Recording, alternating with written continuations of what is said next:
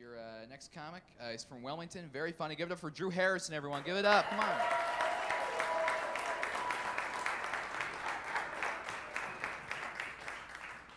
Oh, hey, guys.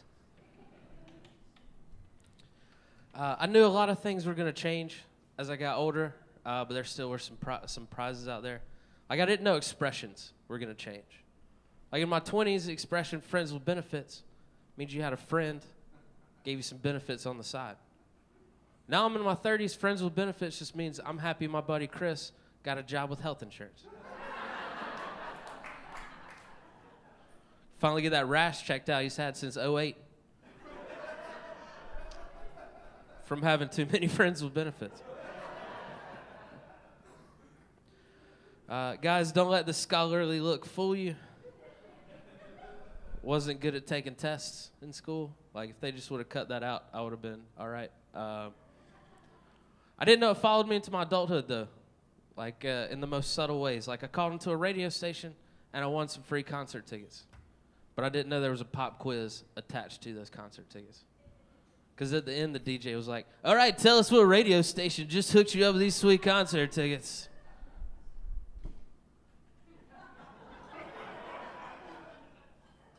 Can I get multiple choice? They will take those concert tickets back. That same week, I got outwitted by a 3-year-old. Try to be a good person. Try to help my friend coach his little girl's soccer team. And then halfway through practice, one of the little girls ran to her gym bag. She grabbed a graham cracker. I was like, sweetie, it's not snack time. Come on back over to practice. Was not prepared for what she was about to hit me with. She said, Coach, we play soccer with our feet. About to eat this graham cracker with my hands. I was like, you are a genius. Like, I made her the captain of the team right there. I was like, this is the type of leadership I'm looking for. She's now my life coach, so things are good. Things are good. She seems to have it together. I respect that. But while I was at the soccer field, I noticed something very disturbing. I noticed a little white kid on a leash. And as a leash survivor myself, I'm here to say, white people, we got to cut that shit out, all right? Cut it out. We can be the generation that ends white kids on leashes, all right? My mom put a leash on me when I was 4 at Disney World because she was like, you're not going to run. And I was like, I'm still going to run. And together, I'm not taking full credit for this. She had the other end. We clotheslined one of the Chip and Dale chipmunks.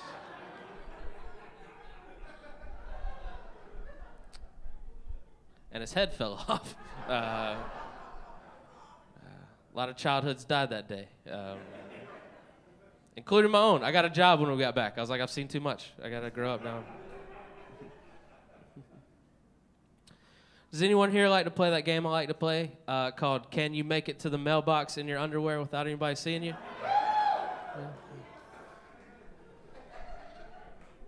I live in an apartment complex. So I like to think I play on expert level.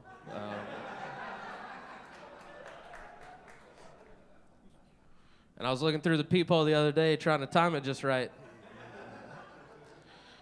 And I went for it. And I got like 2 steps from the mailbox, and these 2 Mormon kids came around the corner. And they're like, sir, would you like to hear the good word? And I was like, I feel like I have to at this point. It's like, because A, you've now seen me in my underwear, and B, I can't pretend I'm not home now. So let's do this. And I said yes, and you could tell his eyes glossed over. He's like, what? He had to call his manager or his deacon. I don't know what they have in the church. He's like, hey, man, yeah, no, we're out here. Hey, quick question. He said yes. We didn't make it that far in training. Just give him the pamphlet? All right, that sounds crazy. He handed me the pamphlet. I took it. I looked down. No, I'm wearing the white shirt and the black tie. He's running away like, the curse is lifted. I'm free.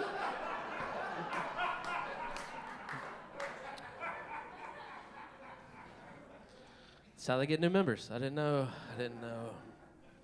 But down in the South, I'm born and raised in the South. I had to be prepared for people sliding in religion just subtly at you. Like, do y'all hear this at least 14 times a day? Have a blessed day. Way to put a lot of pressure on the rest of my day. I was going to go home and smoke a bowl and watch Pornhub, but don't think those are Jesus-approved activities, so replan. But I am born and raised in the South, so me and my girlfriend have been trying to eat more at the house. We've been going to the grocery store together. We've been watching cooking shows together. We went through a phase where we were making each other things we grew up on. Now, I had a Southern grandma growing up. She cooked with 4 basic ingredients. Mayonnaise, butter, cheese, and racism. The basic 4 ingredients. I just cut out the racism. It's fattening. It's good. But my grandma made this dessert for us. She's not really racist, guys. I'm just playing. She made this thing called a Southern Delight. It was a dessert. I made it for my girlfriend. It's a half a pear, canned, can't be fresh. Scoop of mayonnaise, and some cheddar cheese sprinkled on top. If you're feeling crazy, you put a cherry on it. And I made it for my girlfriend. Luckily, she's been watching these cooking channels with me. She knew how to delicately tell me she wasn't going to eat that. I think her exact words were, "I'm not going to fucking eat that." So I just got high on the couch and ate them with the dog. It was great. He enjoyed them. He appreciates me. I hung out with my high school friends recently, which if you're over the age of 25, don't do that to yourself. Because they're all living, the Herbalife, Thrive, CrossFit lifestyles, Like, we put kale in our smoothies, yeah. Why'd you get aggressive with that? Because I'm a man. I'm like, kale? All right. But they didn't send me the memo. I didn't know. I thought we were still living this bond we made at 16 is to get high and go to Taco Bell. I thought that was just our lifestyle for life. I didn't know they made a quick 180. I mean, I wouldn't have read the memo, but it would have been nice to get, because then I could pretend that I had something else to do on a Saturday. We hung out on Saturday. I thought we were going to do normal people things. I thought we were going to go to a bar, watch some sports, drink some beer. They took me ziplining. Does it look like I want to go ziplining? I wear boat shoes because you only got to tie the laces once every 2 weeks.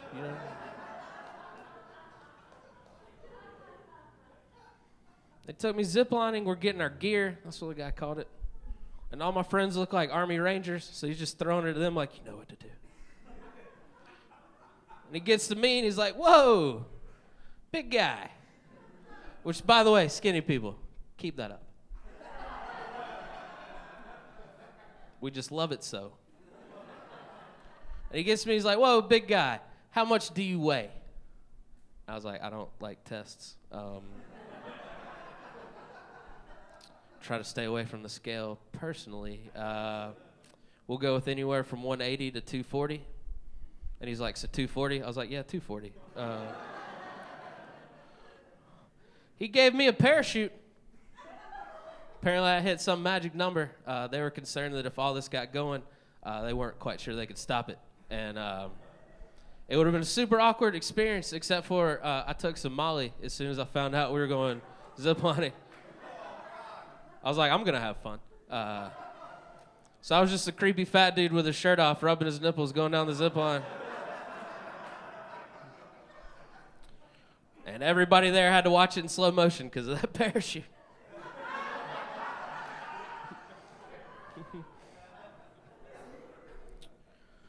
But, I mean, that's what I'm doing nowadays. No one's inviting me to raves or concerts or things like that. I got to incorporate my drug use into everyday life like an adult. I like to take a bunch of muscle relaxers and try to get through airport security.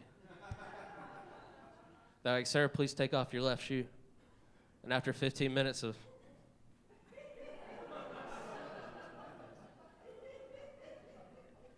said left.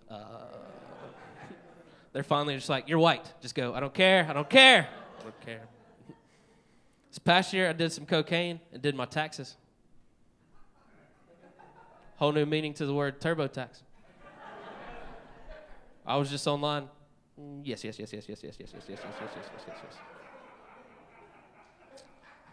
owe the government $30,000. Apparently, Cocaine Drew has a yacht in Miami he didn't tell Sober Drew about.